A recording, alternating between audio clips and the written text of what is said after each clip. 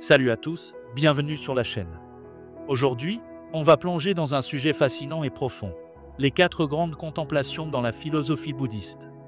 Si vous vous intéressez à la méditation, à la pleine conscience ou simplement à des idées qui peuvent changer votre façon de voir le monde, restez avec moi. Ces 4 contemplations, aussi appelées les 4 fondations de la pleine conscience, sont au cœur de l'enseignement du Bouddha. Elles nous invitent à observer la réalité telle qu'elle est, sans filtre, pour mieux comprendre notre esprit, notre corps et le monde autour de nous.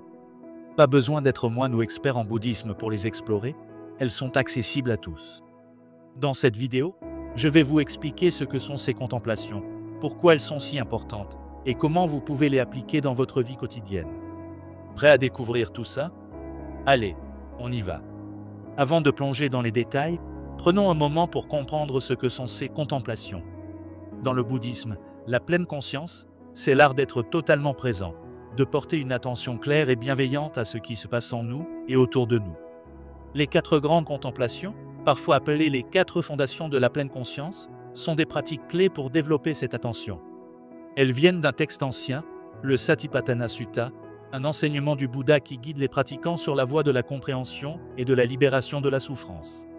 Ces 4 contemplations sont comme des lentilles à travers lesquelles on observe 4 aspects de notre existence. Le corps, notre physicalité, notre respiration, nos mouvements.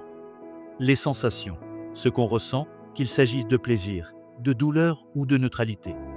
L'esprit, nos pensées et états mentaux, comme la joie, la colère ou la distraction. Les phénomènes, les idées, émotions ou concepts qui traversent notre esprit, comme les obstacles à la méditation. L'objectif n'est pas de changer ou de juger ce qu'on observe, mais simplement de le voir tel qu'il est. C'est une pratique qui demande de la curiosité et de la patience, mais qui peut transformer notre rapport au monde. Ces contemplations sont universelles. Que vous soyez novice ou méditant expérimenté, elles offrent des outils pour vivre plus consciemment. Elles ne nécessitent pas de croyances religieuses, juste une volonté d'explorer. 1. La contemplation du corps. La première contemplation porte sur le corps. L'idée est simple mais puissante. Observer notre corps tel qu'il est, sans s'attacher à des jugements comme « je suis trop ceci » ou « pas assez cela ». Le Bouddha disait « dans ce corps, il y a le corps ». Cela signifie qu'on se concentre sur la réalité physique du corps, pas sur les histoires qu'on se raconte à son sujet. Il existe plusieurs façons de pratiquer cette contemplation. La plus courante est d'observer la respiration. Par exemple, asseyez-vous confortablement, fermez les yeux si vous voulez, et portez attention à l'air qui entre et sort de vos narines. Est-il frais à l'inspiration? Plus chaud à l'expiration? Votre poitrine ou votre ventre se soulève-t-il? Vous pouvez aussi observer d'autres aspects du corps, comme la sensation de vos pieds sur le sol, la tension dans vos épaules ou la position de vos mains. Une autre pratique puissante est la marche méditative. Essayez de marcher lentement, en prêtant attention à chaque mouvement. Le moment où votre talon touche le sol, comment le poids se déplace vers l'avant de votre pied, la légère flexion de votre genou. Ce n'est pas juste marcher, c'est marcher en pleine conscience, en étant pleinement dans l'instant. Le Bouddha proposait aussi d'observer le corps sous différents angles, comme ses parties cheveux, peau, os ou ses fonctions digestion, battement du cœur. Cela peut sembler étrange, mais ça nous aide à voir le corps comme un ensemble de processus naturels, pas comme un moi fixe. Cette contemplation nous ramène à l'essentiel. Le corps est notre ancre dans le présent. En l'observant, on se reconnecte à la réalité immédiate, loin des distractions de l'esprit. 2. La contemplation des sensations, ou ce qu'on appelle les ressentis. Ce sont toutes les expériences physiques et émotionnelles qu'on perçoit, agréables, désagréables ou neutres. Par exemple, la chaleur d'une tasse de thé dans vos mains est une sensation agréable. Une douleur dans le dos est désagréable. Le contact d'un tissu sur votre peau peut être neutre. L'objectif ici est d'observer ces sensations sans s'y attacher ni les repousser. Imaginez que vous mangez un fruit juteux, comme une mangue. Vous pouvez noter la douceur sur votre langue, la sensation de fraîcheur, peut-être un léger picotement. Vous ne cherchez pas à prolonger ce plaisir, vous l'observez simplement. De la même manière, si vous ressentez une douleur physique ou une émotion inconfortable, comme de l'anxiété, vous notez « il y a une sensation de serrement dans ma poitrine » ou « mon cœur bat plus vite ». Cette pratique demande de la discipline, car on a tendance à courir après ce qui est agréable et à fuir ce qui ne l'est pas. Pourtant, en observant les sensations telles qu'elles sont, on commence à voir qu'elles ne durent pas. Une douleur passe, un plaisir s'évanouit. Cette impermanence est une leçon clé du bouddhisme. Dans la vie quotidienne, cette contemplation peut être appliquée à tout moment. Par exemple, si vous êtes stressé avant une réunion, prenez une minute pour observer les sensations dans votre corps. Est-ce que vos épaules sont tendues? Votre respiration est-elle courte? En nommant ces sensations sans les juger, vous créez un espace pour calmer l'esprit et répondre plus sereinement. 3. La contemplation de l'esprit. La troisième contemplation, c'est l'observation de l'esprit, ou plus précisément des états mentaux.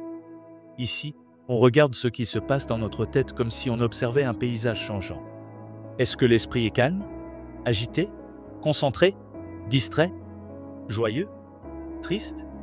L'objectif est de devenir un observateur neutre de ces états, sans s'y identifier. Par exemple, si vous méditez et que votre esprit part dans tous les sens, peut-être que vous pensez à ce que vous allez manger ce soir. Vous notez simplement, l'esprit est distrait. Si vous ressentez de la frustration, vous observez, il y a de la frustration dans l'esprit. L'idée, c'est de ne pas vous dire « je suis distrait » ou « je suis frustré », mais de voir ces états comme des phénomènes temporaires, comme des nuages qui traversent le ciel. Cette contemplation est puissante parce qu'elle nous aide à prendre du recul par rapport à nos pensées et émotions. On réalise qu'on n'est pas nos pensées, ni nos émotions. Elles viennent, elles partent, et nous, on reste là, à observer. Cela peut être libérateur, surtout dans des moments où l'esprit est pris dans des spirales de stress, de colère ou d'inquiétude. Pour pratiquer, essayez ceci. Pendant une pause dans la journée, asseyez-vous et observez votre état mental pendant 1 minute ou 2. Est-ce que l'esprit est clair? Embrouillé? Ennuyé? Notez simplement ce qui est là, sans essayer de le changer. Avec le temps, cette pratique renforce notre capacité à rester calme, même face à des émotions intenses. 4. La contemplation des phénomènes. La quatrième contemplation est la plus vaste. Elle porte sur les phénomènes ou les objets de l'esprit. Cela inclut les pensées, les émotions et les concepts en lien avec les enseignements bouddhistes, comme les causes de la souffrance ou les mécanismes de l'esprit. En gros, on observe comment notre esprit interagit avec le monde et comment certaines pensées ou émotions nous influencent. Un exemple clé dans le bouddhisme est l'observation des 5 obstacles à la méditation. Le désir vouloir quelque chose intensément, la colère ou l'aversion, la paresse ou la torpeur, l'agitation ou l'inquiétude, le doute. Quand vous méditez ou même dans la vie quotidienne, vous pouvez vérifier si un de ces obstacles est présent. Par exemple, si vous vous sentez agité, incapable de vous poser, vous notez « l'agitation est là ». Si vous doutez de votre capacité à méditer, vous observez « le doute est présent ». L'important est de ne pas lutter contre ces obstacles, mais de les reconnaître pour ce qu'ils sont, des phénomènes temporaires. Cette contemplation va plus loin en nous invitant à examiner des concepts bouddhistes plus profonds, comme les 5 agrégats, les composantes de l'expérience humaine, forme, sensation, perception, formation mentale, conscience ou les 4 nobles vérités, la souffrance, sa cause, sa cessation, le chemin vers la libération. Mais même sans connaître ces concepts, on peut pratiquer en observant simplement les schémas de l'esprit. Qu'est-ce qui déclenche nos réactions? Quelles pensées reviennent souvent? Cette contemplation nous aide à comprendre les mécanismes de notre esprit et à ne pas nous laisser piéger par des pensées ou émotions automatiques. C'est comme devenir un scientifique qui étudie son propre mental. Maintenant qu'on a exploré les 4 contemplations en détail, prenons un moment pour réfléchir. Pourquoi est-ce que tout ça vaut la peine? Ces pratiques ne sont pas juste des exercices spirituels réservés aux moines. Elles ont un impact concret sur notre vie quotidienne. En observant le corps, les sensations, l'esprit et les phénomènes, on apprend à être plus présent, à mieux gérer nos émotions et à réduire le stress qui nous envahit si souvent. Dans le bouddhisme, l'objectif ultime est de se libérer de la souffrance en comprenant la nature impermanente et interconnectée de tout ce qui existe. Mais même si vous ne visez pas l'illumination, ces contemplations peuvent vous aider à vivre plus sereinement. Elles nous apprennent à ne pas nous laisser emporter par nos pensées ou nos émotions, à apprécier les petites choses comme la sensation d'une brise sur la peau ou le goût d'un repas et à trouver un équilibre intérieur. Comment appliquer ces contemplations au quotidien? Voici des idées concrètes pour intégrer ces pratiques dans votre quotidien, même si vous n'avez que quelques minutes par jour. Pour le corps, prenez 5 minutes chaque matin pour observer votre respiration. Asseyez-vous dans un endroit calme, fermez les yeux et concentrez-vous sur l'air qui entre et sort. Si votre esprit s'égare, ramenez-le doucement à la respiration. Vous pouvez aussi pratiquer en faisant des activités simples, comme laver la vaisselle, en notant les sensations de l'eau sur vos mains. Pour les sensations, quand vous ressentez une émotion forte de joie, frustration, anxiété, prenez une seconde pour identifier les sensations physiques associées. Où ressentez-vous cette émotion dans votre corps? Est-elle chaude, froide, pesante? Notez-la mentalement sans chercher à la changer. Pour l'esprit, pendant une pause dans la journée, observez votre état mental. Est-ce que votre esprit est agité, calme ou ailleurs? Essayez de nommer l'état mental sans vous y attacher, comme si vous regardiez un panneau d'affichage. Pour les phénomènes, quand vous vous sentez bloqué par une pensée ou une émotion, demandez-vous si c'est lié à un des 5 obstacles: désir, colère, paresse, agitation, doute. Par exemple, si vous procrastinez, notez « la paresse est présente ». Cela peut vous aider à avancer plus consciemment. Ces pratiques peuvent être brèves, même 1 à 2 minutes par jour peuvent faire une différence. Avec le temps, elles deviennent une habitude qui transforme votre façon de voir le monde.